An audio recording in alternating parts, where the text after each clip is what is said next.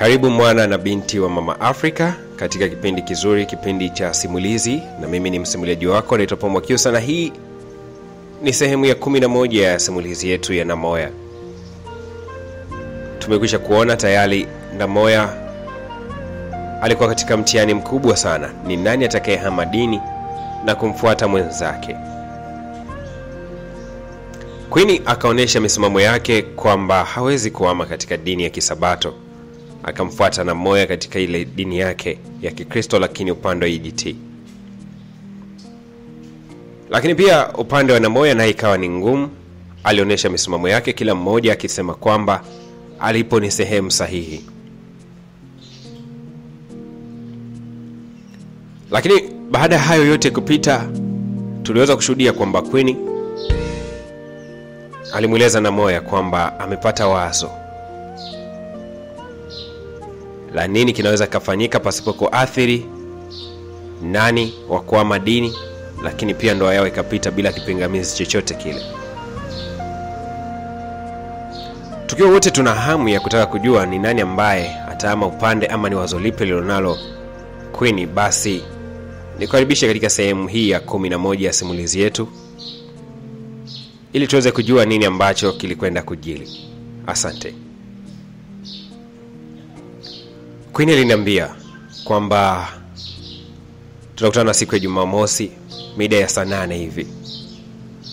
Na kazi ya kutafuta eneo zuri la mimi kwenda kukutana na yeye ilikuwa ni kazi juu yangu.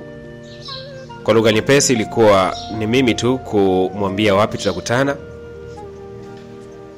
ili aweze kunipa hiyo mbinu ambayo yeye binafsi alikuwa amefikiria. Na kwa kuwa kipindi hicho nilikuwa ni mwanafunzi wa chuo katika chuo kimoja kinachofahamika kama Mbeya University of Science and Technology, ama kwa kifupi MUST.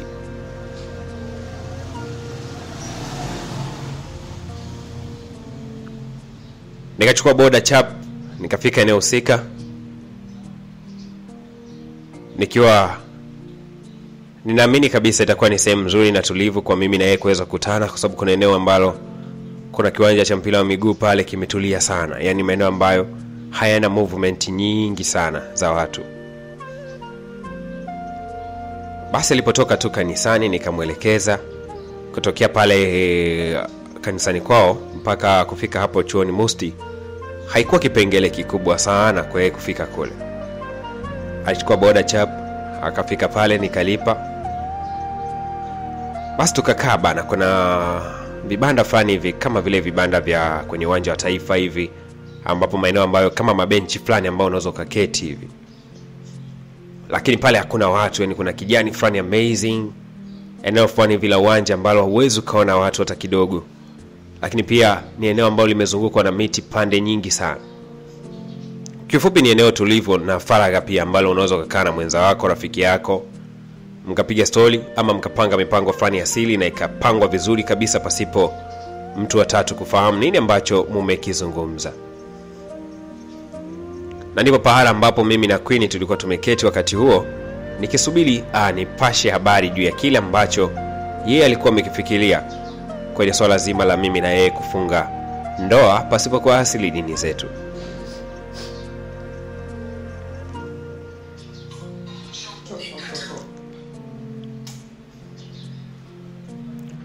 Kwanza alifurahi sana kuliona lile eneo. Akaniuliza umepajuaje hapa? Kipindi chote cha mahusiano Queen ya kujua kwamba nilikuwa ni mwanafunzi wa chuo cha MUST pale. Wakati mwingi alikuwa kila anaponihitaji anakuta nipo.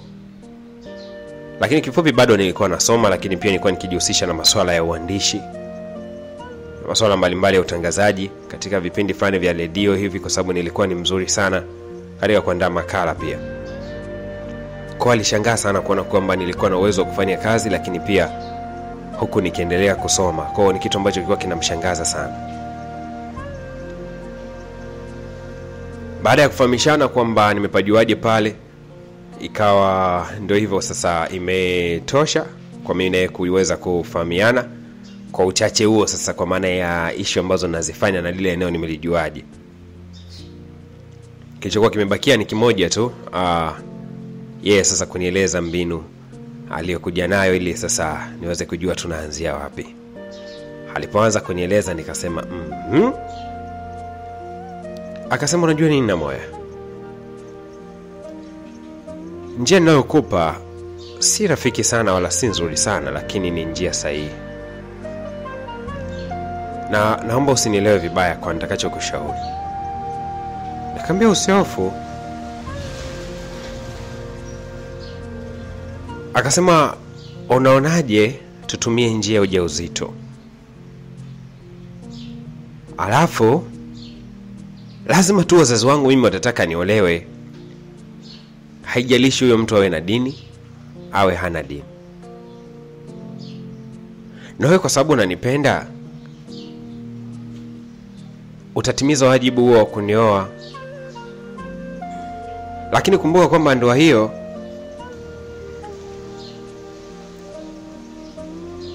ni kama vile tutalazimishwa kuishi pamoja.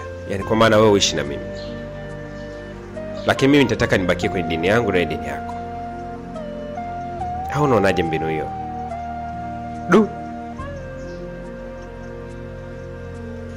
Kutoka kumwangalia nikageuza macho yangu nikaangalia kushoto. Aligundua tu kwamba lile wazo ni kama nilikuwa sijalipenda sana. Nikamweleza Queen, mbona wasichana wenzako huwa wanahama tu, wanahamia kwa mwanaume?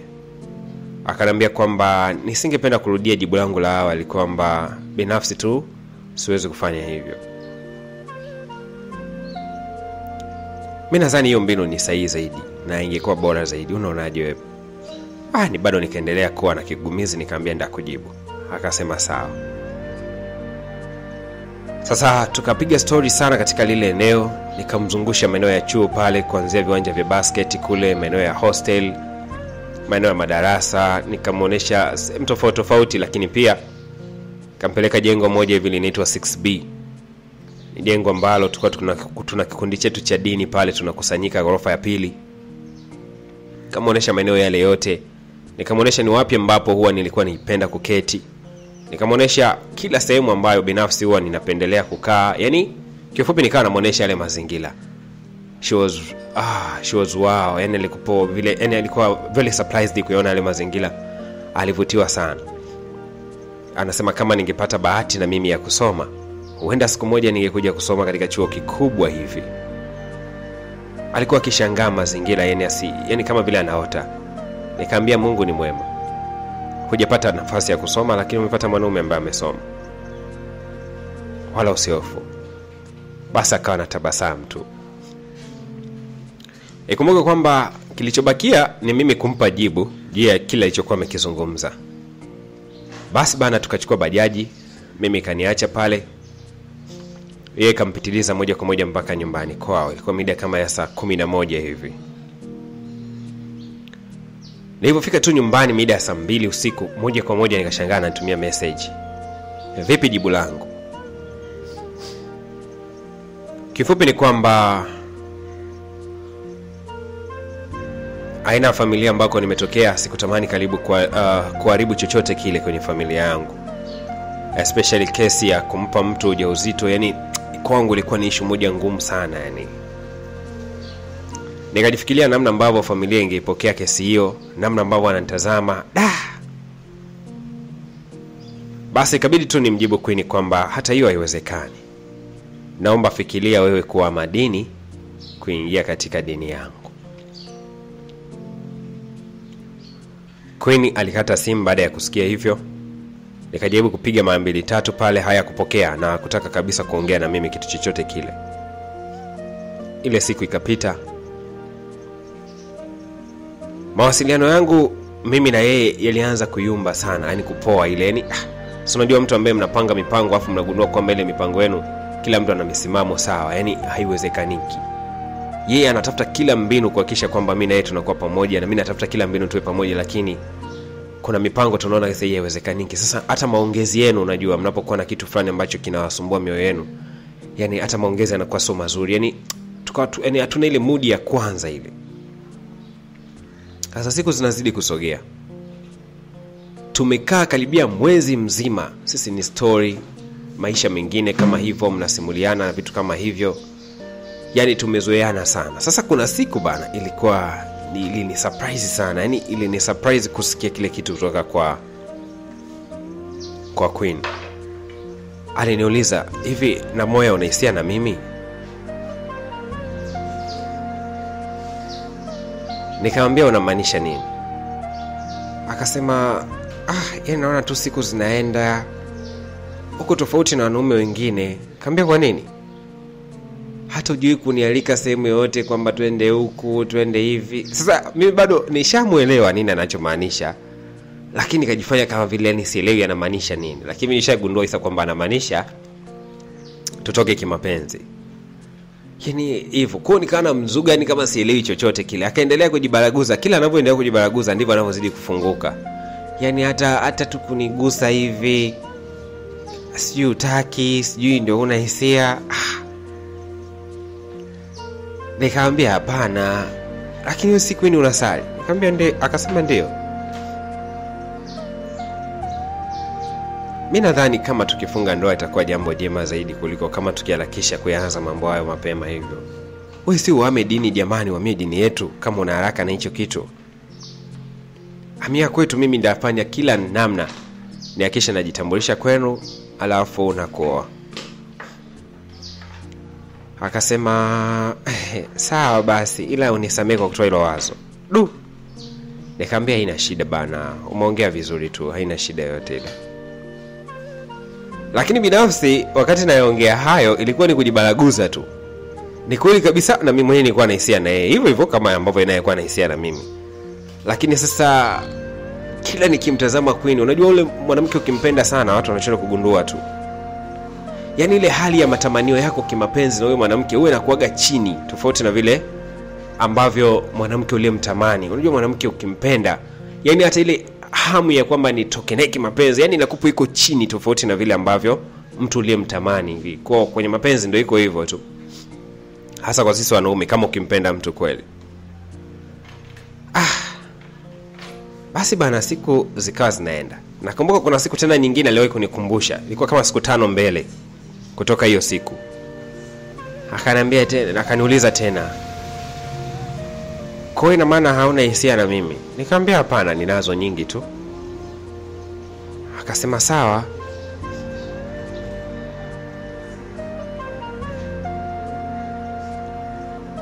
Sasa wanasemaga usilolijua sawa na usiku wa giza. Ama laiti ningejua, basi huenda ningemsikiliza katika ile kauli.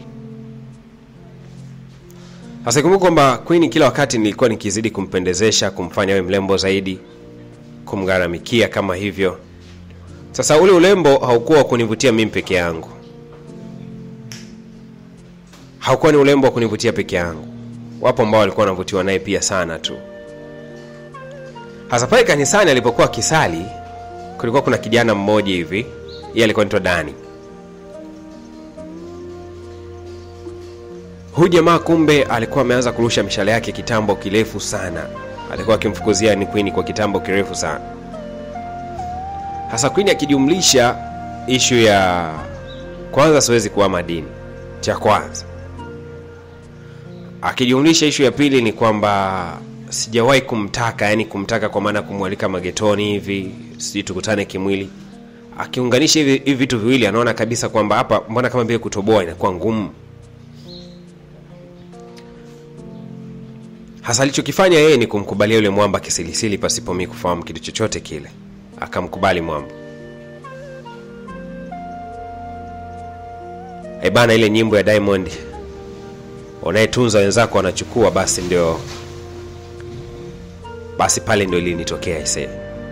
Yule mwamba hakuwa ni mtu wa kupoza chai. Alinywa wakati ya moto vile vile. Baada tu ya bibie kumkubali siku ya 3 mbele, akamwalika magetoni. Na bahati mbaya zaidi ni kwamba alimwalika nyakati ambazo hazikuwa nzuri sana. Alimwalika nyakati za usiku. Sasa kwa kuwa alikuwa akimpenda pia, ile siku mimi nilikuwa nikipiga simu kwa upande wa Queen. Simu ikawa inaita tu. Kwa mida kama saa 3 hivi usiku inaita tu.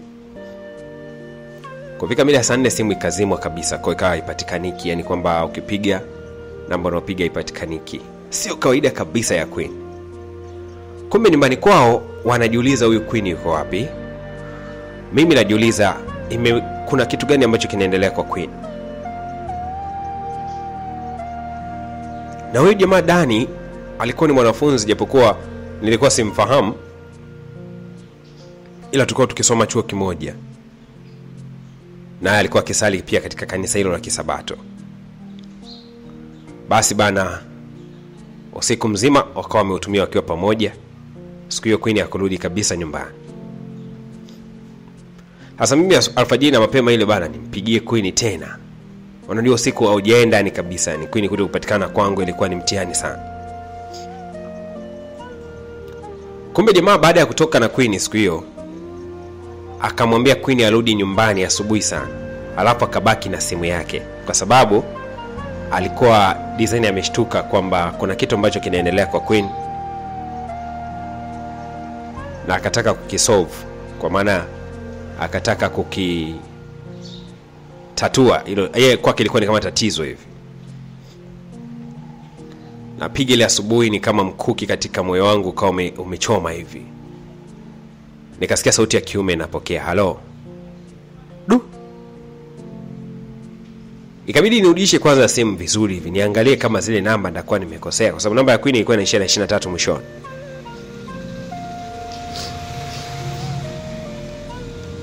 Nikacheki mara mbili nisiamini kabisa hii ni simu ya Queen. Au amepokea kaka yake. Lakini aliniambia hana kaka.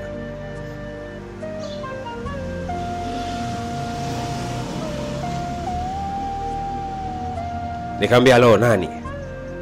Akaniambia, "Mimi naitwa Dani."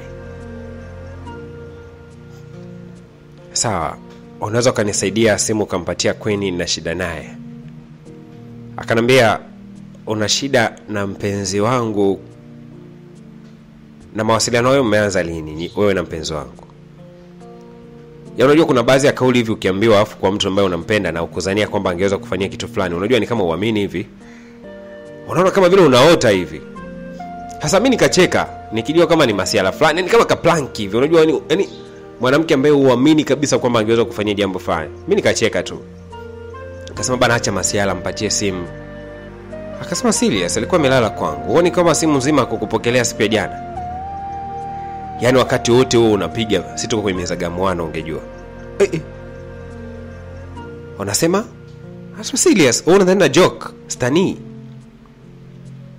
Simu hii nimeiacha, nimemwambia aiache kwanza ili ni solve na wewe, maana yake umepiga simu sana jana. Nikaanza kumuuliza huyu ni nani anayepiga, akaniambia ni kijana mmoja tu ananisumbua. Kabini muulize mara mbili, "Mimi namsumbua?" Akasema, "Mimi maelekezo ambayo niliyapata kutoka kwake kuna kijana mmoja huwa anamsumbua." Kwa hiyo nikamwambia aache simu. Unajua nilichoka sana ni kusikia ile. Nitamani dunia iache kuzunguka, isimame angalau. Lakini haikuwezekana kabisa. Bado iliendelea kuzunguka kwa sababu ndio taratibu ambao Mungu amewekea. Nitamani shimo lijitokeze tu nijifukie hapo nipotee, lakini haikuwezekana. Nikawa siamini hivi. Nikatoka nyumbani nikiwa natembea kwa mguu. Hata nikafika pale ambapo tunakutana na Queen. Ndio nakuja kukumbuka kwamba nyumbani kwa kina Queen sipajui bana. Yaani nawaza kama vile ningeenda hata nyumbani kwao, ningemuuliza Queen, "Hivi ni kweli hichi kilichotokea au umeibiwa simu?"